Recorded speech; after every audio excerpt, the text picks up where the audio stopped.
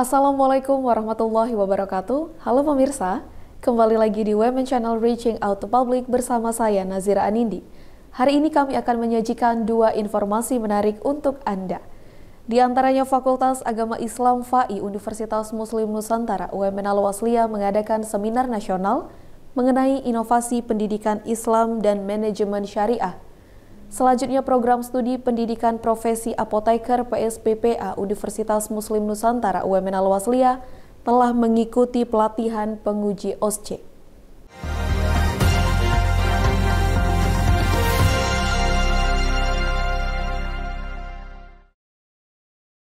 Mengawali informasi hari ini, Fakultas Agama Islam FAI Universitas Muslim Nusantara UMN Al-Wasliyah mengadakan seminar nasional mengenai inovasi pendidikan Islam dan manajemen syariah. Kegiatan ini dilaksanakan untuk meningkatkan kualitas Fakultas Agama Islam di Kota Medan. Fakultas Agama Islam FAI Universitas Muslim Nusantara UMN Al-Wasliyah menggelar seminar nasional inovasi pendidikan Islam dan manajemen syariah.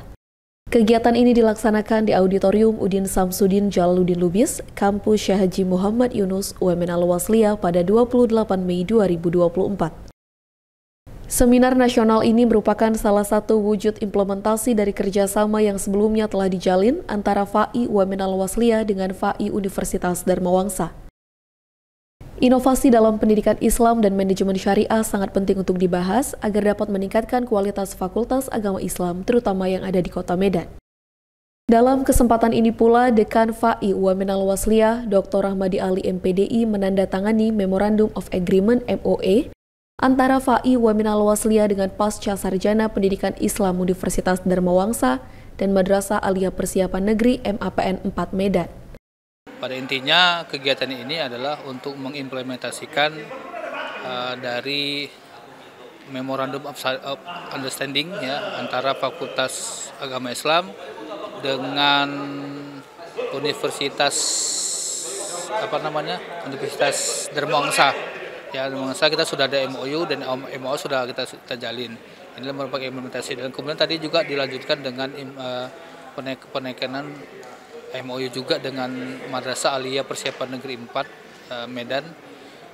Jadi dan juga itu juga penandatanganan dengan Pasca Sarjana PAI Universitas Dharma Wangsa. Jadi alhamdulillah kegiatan ini berjalan dengan lancar dan kita juga berharap kegiatan ini terus berlanjut, dan ini merupakan kegiatan yang diinisiasi oleh para mahasiswa agar kegiatan itu berlanjut, dan kemudian kegiatan ini juga untuk meningkatkan daya saing dari Fakultas Agama Islam di Kota Medan. Karena tadi kita bincang dengan mereka bahwa banyak dari Fakultas Agama Islam khusus di Kota Medan ini yang memang sudah mengembangkan sayapnya dan bahkan sudah ada yang punya pasca sarjana PAI, lalu kemudian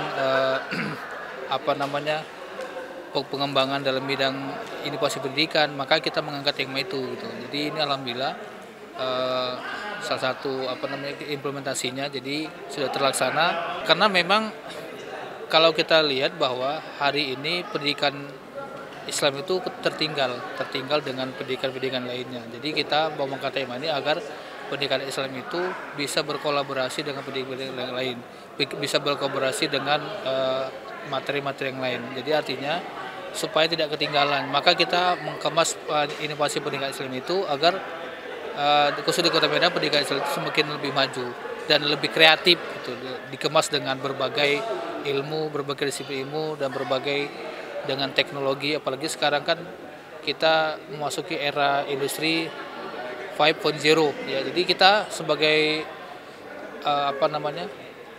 praktisi pendidikan Islam itu harus mengemas, harus mengikuti alur dari kemajuan inovasi pendidikan tersebut.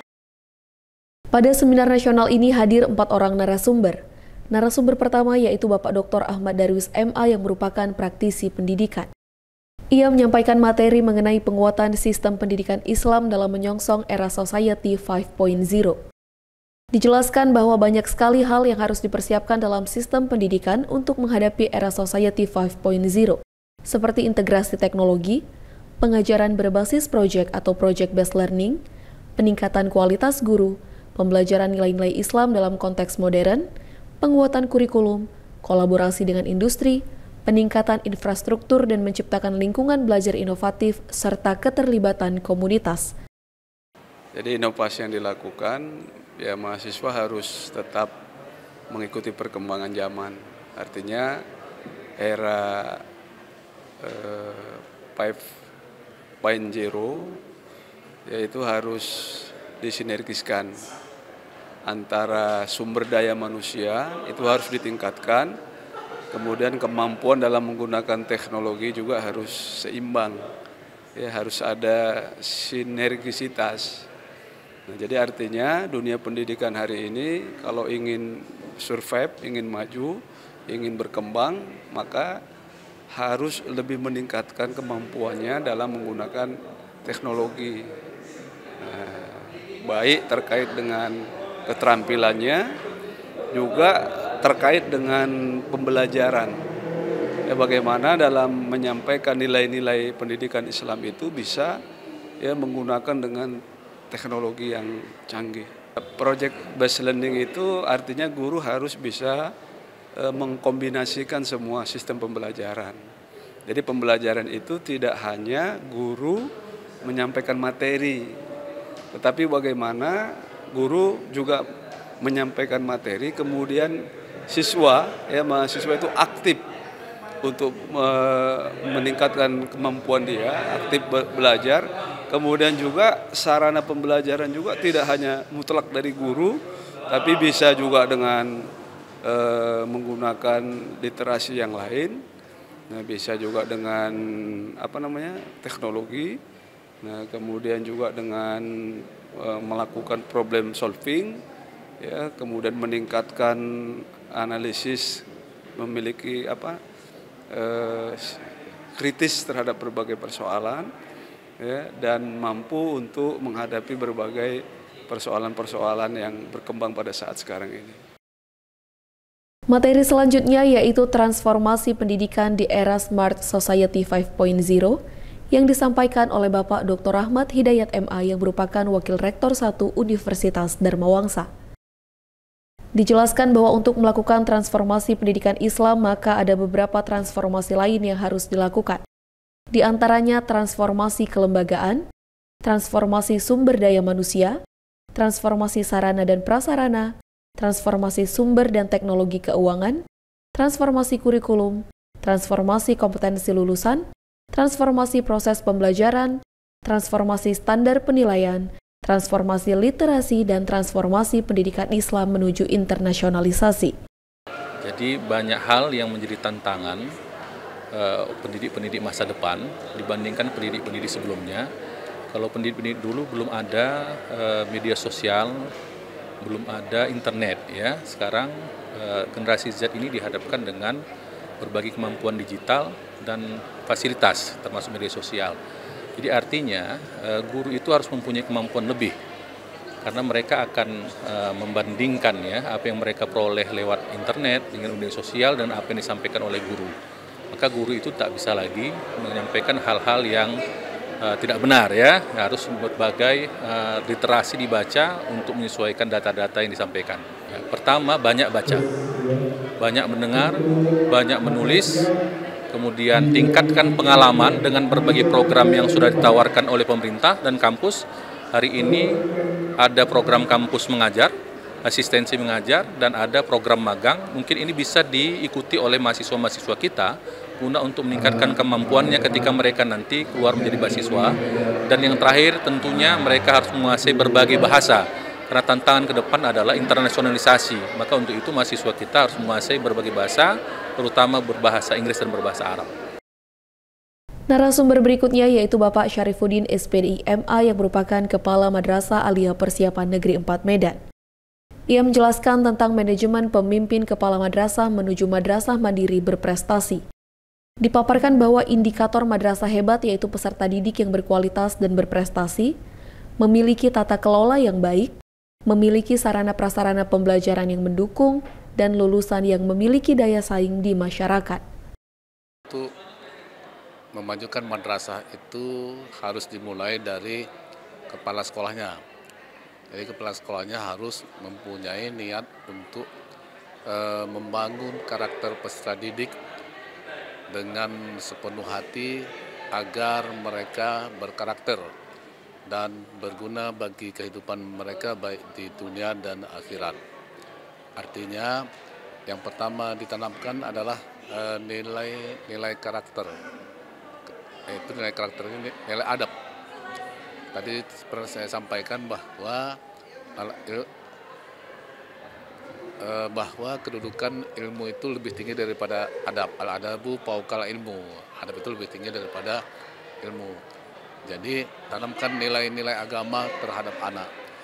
Dan untuk penanaman nilai karakter ini, nilai adab ini kepada anak, nanti bisa kita buka surat Luqman ayat 13, ya kan?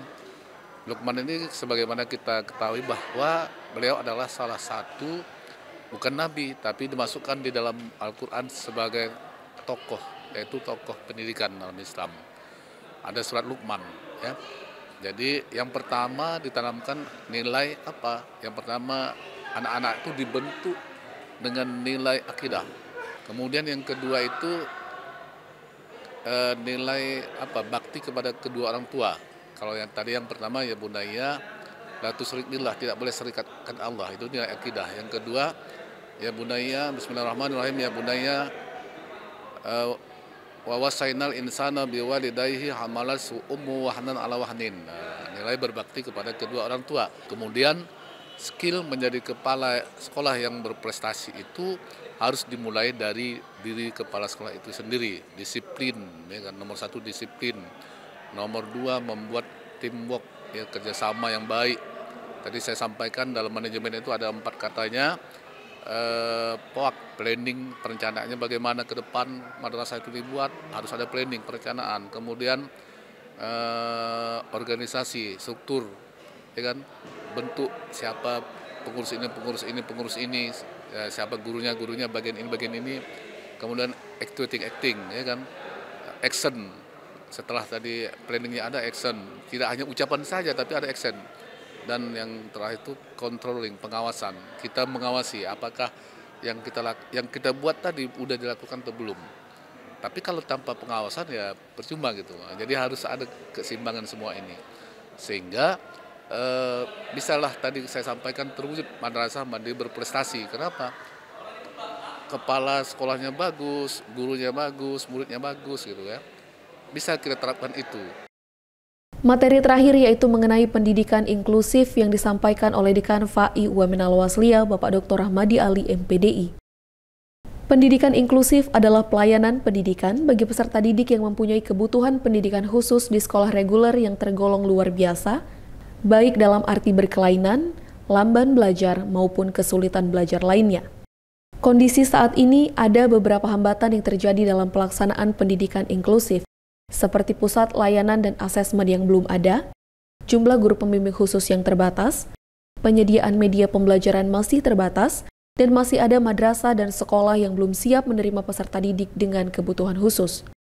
Dengan diadakannya seminar nasional ini diharapkan dapat meningkatkan kualitas pembelajaran dan pengajaran, sehingga lulusan Fakultas Agama Islam memiliki kompetensi dan keterampilan yang relevan dengan kebutuhan zaman. Dari UMN Al-Wasliya, tim UMN Channel mengabarkan.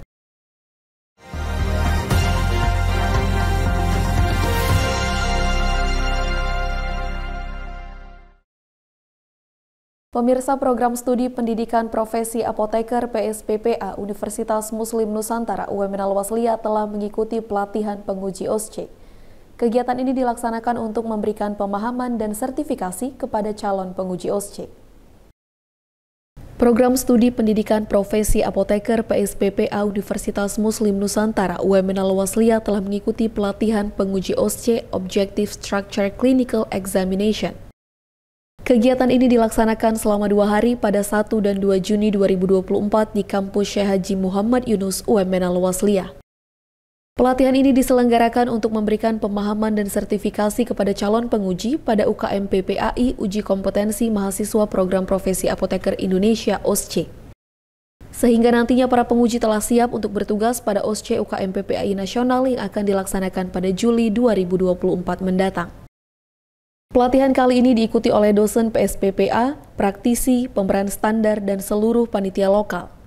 Pada kegiatan ini hadir 2 orang narasumber yaitu Dr. Apoteker Nunu Aryas Nurulita MSI dan Dr. Apoteker Fitarani di Aningrum MSI serta 1 narasumber dari penyelia pusat OSCE yaitu Apoteker Heni Sri Wahyuni MSI. Wakil Rektor 2 UMN Al-Wasliyah Dr. Dedi Juliandri Panjaitan MSI berharap agar seluruh peserta dapat mengikuti pelatihan ini dengan baik sehingga nantinya akan membawa hasil yang baik pula bagi PSPPA UMN Al-Wasliyah. Ya, tentunya harapan yang paling utama adalah semua penguji OSCE ini mendapatkan hasil yang terbaik dan menjadi layak sebagai penguji OSCE ke depannya.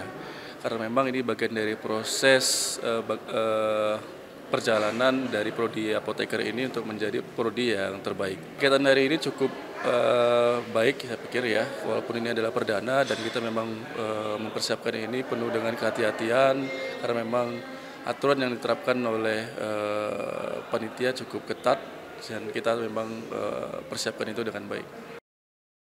Pelatihan dimulai di ruang serbaguna Hajah Zubaidah Tamin dengan mengerjakan pretest pelatihan penguji, kemudian dilanjutkan dengan pemaparan materi.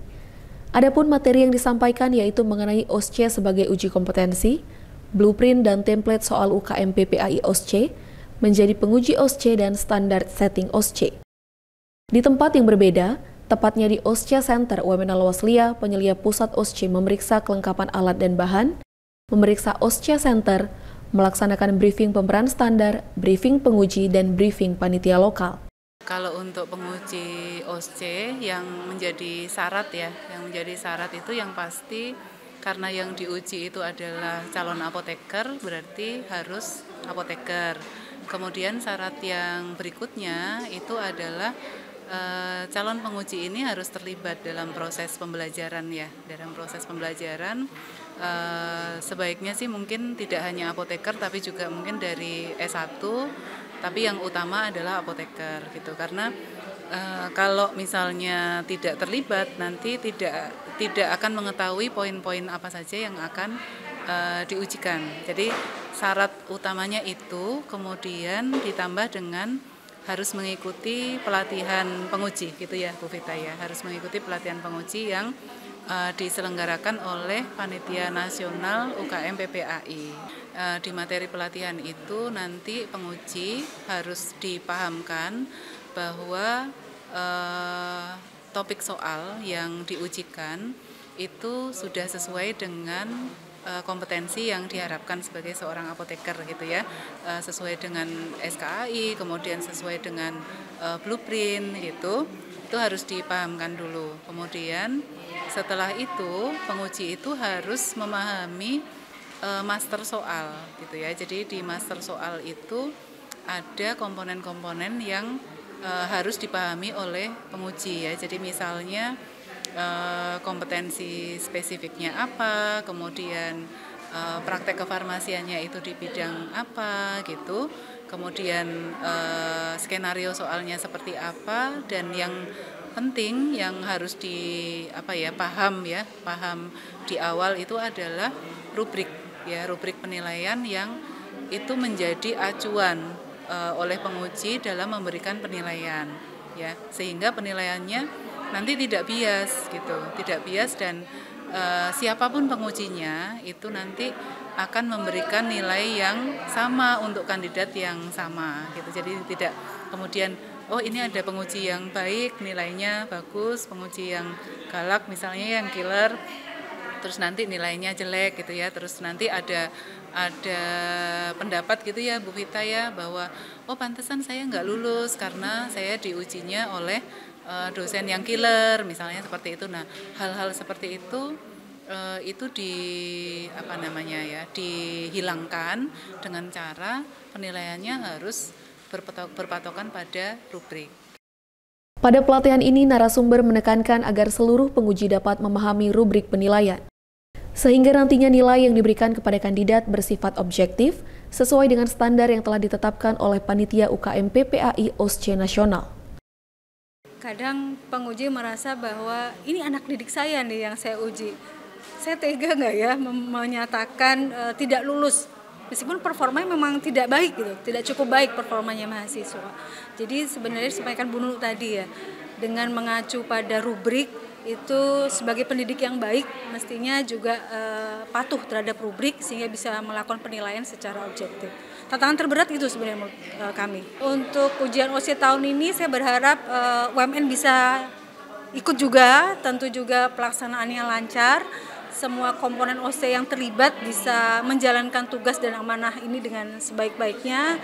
Kandidat UMN juga siap untuk menjalani ujian ini dengan baik. Di hari kedua pelatihan diadakan sesi simulasi. Pada sesi ini peserta pelatihan menguji kandidat yang merupakan mahasiswa PSPPA di 5 ruang OSCE yang telah disiapkan. Melalui simulasi ini diharapkan para penguji dapat mempraktikkan pengetahuan yang telah diperoleh dari pelatihan ini. Setelah simulasi, acara dilanjutkan dengan diskusi dan post-test untuk mengetahui pemahaman peserta pelatihan. Ketua PSPPA UMN Al-Wasliyah, Apoteker Haris Munandar Nasution MSI menuturkan bahwa pelatihan penguji OSCE telah berjalan dengan lancar. Fasilitas, alat dan bahan yang dimiliki PSPPA UMN Al-Wasliyah telah memenuhi syarat untuk dapat mengikuti UKM PPAI OSCE. Hasil pelatihan OSCE alhamdulillah bagus. Telah melengkapi semua alat dan bahan, bisa mengikuti syarat sebagai ujian nasional yang akan datang. Untuk kesiapannya kita sudah siap 100%, namun kita juga akan mengevaluasi, memperbaiki semua saran-saran yang telah diberikan oleh pemateri. Dari UMN Al-Wasliyah, Nazira Anindi Rifki Kusuma, UMN Channel, mengabarkan.